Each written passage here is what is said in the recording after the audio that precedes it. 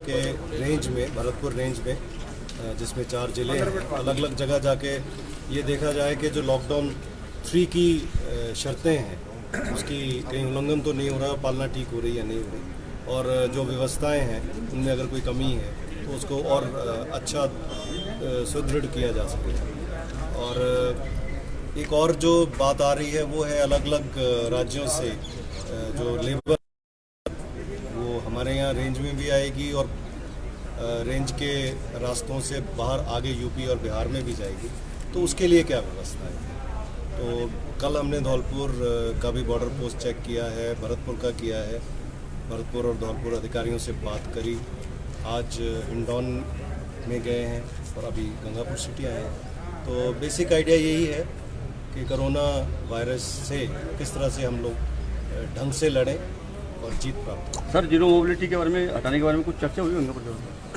ये देखो, ये सब चीज़ अभी धीरे धीरे होगी, क्योंकि कोरोना वायरस डेट्स लॉकडाउन की फिक्स होती है, परंतु वायरस की कोई डेट आज की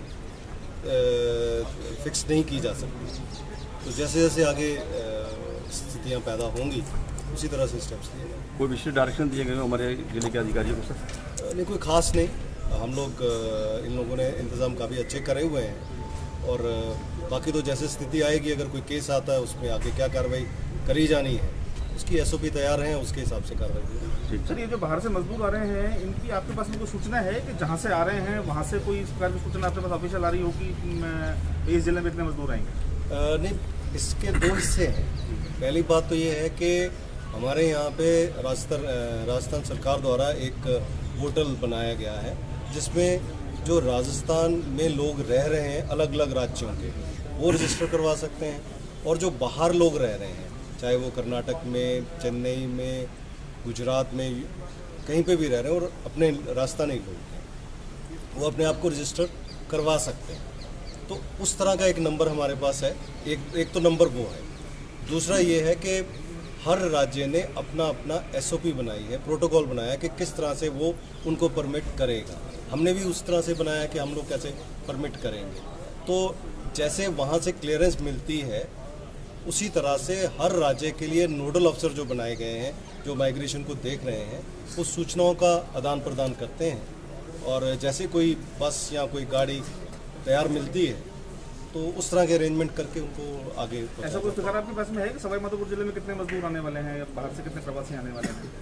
अभी जो मेरी अभी वैसे इनफॉर्मल अभी मैंने वो देखा नहीं है पोर्टल, परंतु 8,000 के करीब। इनकी स्क्रीनिंग वगैरह की कोई व्यवस्था है या मतलब जो आदमी जैसे आ रहे हैं वैसे ही आ रहे हैं? नहीं, ऐसे नहीं है। जो आदमी, उसका एक प्रोटोकॉल फिक्स्ड है कि वो जैसे बॉर्डर में एंटर होंगे उनकी प्रॉपर स्क्रीनिंग करी जाएगी। अगर कोई किसी प्रकार का सिम्टम है, हालांकि वो जिस प्रदेश से आ रहे हैं वहाँ से भी स्क्रीनिंग करवा के ही आ रहे हैं, तो यहाँ पे भी स्क्रीनिंग होगी। आपको लगता है कि बिल्कुल सही तरीके से स्क्रीनिंग हो रही है, प्रॉपर तरीके से हो रही है? कोशिश तो करी जा रही है कि सारा कुछ बिल्कुल परफेक्ट हो।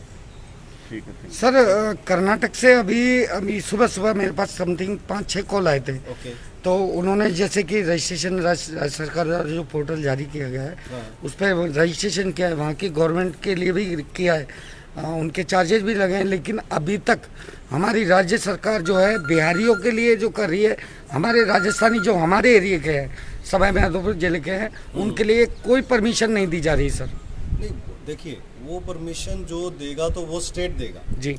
हम लोग तैयार थे, हमने इस तरह का एक प्रस्ताव भी भेजा था। हमने सारे स्टेट्स में ये प्रस्ताव भेजा कि हम लोग अपने लोगों को लाने के लिए इस तरह की परमिशन, अनुमति जारी करना चाहते हैं, और जो तो कैंपों में लेबर हैं उनके लिए तो सरकारें सारी कोशिश कर रही है और गाड़ियों में भी लोगों का आदान प्रदान हो रहा है। परंतु जो लोग अपना, किसी के पास साधन है या इंडिविजुअल है, कोई 2 लोग 5 लोग 4 लोग बैठे हुए हैं, तो वो अपना साधन लेके आ सकते हैं। परंतु कई राज्यों ने ये लाजमी या अनिवार्य कर दिया है कि परमिशन उनके यहाँ से प्राप्त करी जाए। तो इस चीज़ के लिए नोडल अफसर हम लोग अलग अलग, जैसे कर्नाटक की आपने बात करी तो कर्नाटक का अलग नोडल अफसर है जी। तो हम लोग इस तरह की समस्याओं को कोऑर्डिनेट करके उनसे बात करके इनका समाधान ढूंढते हैं। ठीक है, थैंक यू सर।